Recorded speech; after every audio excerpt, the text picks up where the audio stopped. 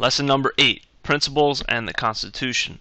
So we're going to continue our discussion of the three principles, which remember are liberty, equality, and justice, except now we're going to shift our focus to the U.S. Constitution. Remember the last lesson we looked at the principles in the Declaration of Independence. Now we're going to look at the principles in the Constitution.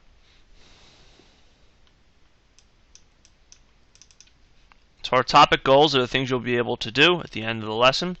We're going to review the principles together. You're going to be able to understand the causes of the Constitution. So I'm going to briefly go over why the Constitution was written and some reasons why people decided that the Constitution was needed. And you'll be able to analyze the document for examples of the principles. So you'll be able to look at the Constitution and find examples of the principles being upheld by something in the Constitution. Our essential question is, how does the Constitution reflect the principles?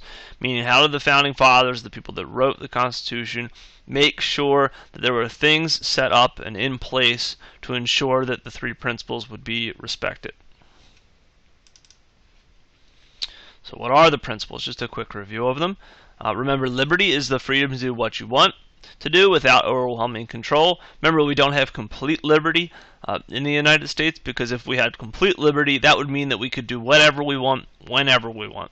So we have liberty to do what we want to do, when we want to do it, as long as it doesn't interfere or wrong someone else. Justice, what is right and what is lawful, is upheld. So if you do something wrong, you are punished for that. If you are wronged in some way, you would receive justice when that person who wronged you is punished. It works the other way too. A lot of people don't think of justice in this way. If you do something that deserves reward, or something that deserves something in return, you're rewarded for that in some way. So it's just basically fairness. If you do something bad, there's a consequence. If you do something good, there's a reward. Equality. Everyone's treated the same. It's a basic one. So things like race and gender and religion, they shouldn't matter. So people should not be treated differently based on physical or personal characteristics. They also, what people kind of struggle with is it doesn't always deal with just physical characteristics. When I say personal characteristics, that can deal with something like money or socioeconomic status as well. So the fact that not everyone in the United States has the same amount of money, and that way not everyone is equal. Whether or not that's okay is something we'll debate throughout this year. So let's get back to the Constitution. Why did they write this thing?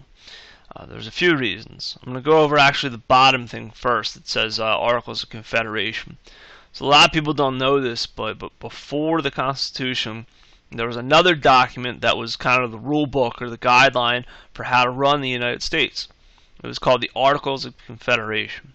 So they wrote that document first to try and figure out how things were going to be run when the United States broke away from Great Britain. There was a lot of problems with that document, though. For example, the federal government. Remember, when we say federal, we're talking about the national government, the government in Washington, D.C. That's what I want you guys to think when you hear federal government, the government in Washington, D.C., so the president, Congress, all those people. Under the Articles of Confederation, there actually was no president. There was only Congress. They couldn't really do a whole lot. They could ask for tax money from the states, but the states didn't necessarily have to pay it. The states were kind of the ones that had the most power in the Articles of Confederation. Because of that, each state was kind of doing different things. I'll give you an example. Every state was using different types of money. So they were making their own money. Well, think about what would happen if you had Pennsylvania money and you went to Delaware. People in Delaware would look at your money and it would be worthless to them because it's not money that's used in Delaware, so they wouldn't take it. So that's just an example of how it didn't work well. There wasn't really unity among all of the states because the federal government wasn't powerful enough to keep everyone together which made them incredibly ineffective. There really wasn't much the federal government could do. I'll give you another example. There was a rebellion in the very early years of the United States called Shays' Rebellion. It was led by this guy. His name was Daniel Shays, and he was a farmer in western Massachusetts. And him and a bunch of other farmers were very upset for financial difficulties they were having. A lot of farmers were being thrown in jail because they couldn't pay off loans and different kinds of bills. And this is just a real quick summary of it. They didn't like the way things were being run, so they armed themselves and tried to revolt against the government of Massachusetts. It didn't work out for them. The rebellion was put down, but it made the federal government realize just how kind of ineffective they were. They didn't have any powers really to react to that rebellion. Massachusetts dealt with it on their own. There wasn't really much the federal government could do about it. So it kind of made them realize if this ever happens on a larger scale, we don't have a way to deal with it effectively. We're very ineffective in what we can and cannot do. So they knew there needed to be a change. On top of that, it's a brand new country. So there needs to be a lot of structure. There needs to be guidelines. There needs to be something set up for when someone stops being the leader. How do we pick a new leader? Needed to keep all the colonies happy because not all the colonies were 100% on board with the whole United States thing. Some of them were considering just being their own countries. The main thing is the last bullet point there. It says needed something to have supremacy. They knew that there needed to be something that was seen as the top thing, the thing that everybody had to follow, that everybody in the whole country needed to see as the supreme thing, the top thing that everyone had to follow. And they didn't want it to be a person. They didn't want that top thing, the thing that had all the power, to be a person, because then that would be like a king, and that would be too much like Great Britain. So they said we need something else. We need rules and guidelines that are supreme, that are above everything else. That's what the Constitution is going to be. The supreme law of the land, they're going to call it. The thing that everybody has to follow in the United States, even the states. So when you look at the document, the structure of this thing, it's split up into things called articles. Each article talks about either a different part of the government or a different purpose of the Constitution. At the end of the articles, there are the amendments, the 26 amendments. Don't worry about the amendments. We're going to focus on them later. I just want you to look at the articles. So some tips for the assignment. I'll bring up the document in a second and kind of show you what I mean by this. Focus on the notes on the sides of the document. You're going to see notes on it. I'll bring up the document in a second to show you. The notes will help you understand what each part is about.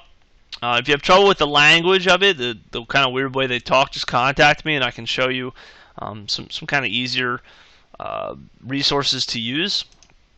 But here's an example of what I mean by the side notes. So this is the beginning of the Constitution, and then you see it says Article 1. So the right-hand side of the screen is the Constitution itself. On the left-hand side, those are the notes I was talking about. Those are the notes that tell you what that part is about. So this way it kind of gives you an idea of what you're reading about, because sometimes the language can be a little tough to understand because it's Old English. So I would really suggest that you look at the side, and that will help you out, because remember, you're trying to find examples of the principles in this document.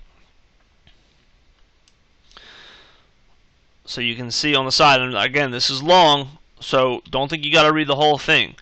Go through and look at the things that are on the sides here, the notes, and that will help you better understand where you can pick out liberty, equality, and justice. Again, if you have any trouble with the language, contact me. That sometimes people have trouble with that. Before you do the actual assignment where you're analyzing the document, make sure you answer the questions that are underneath my face. If you need anything, let me know. If not, good luck.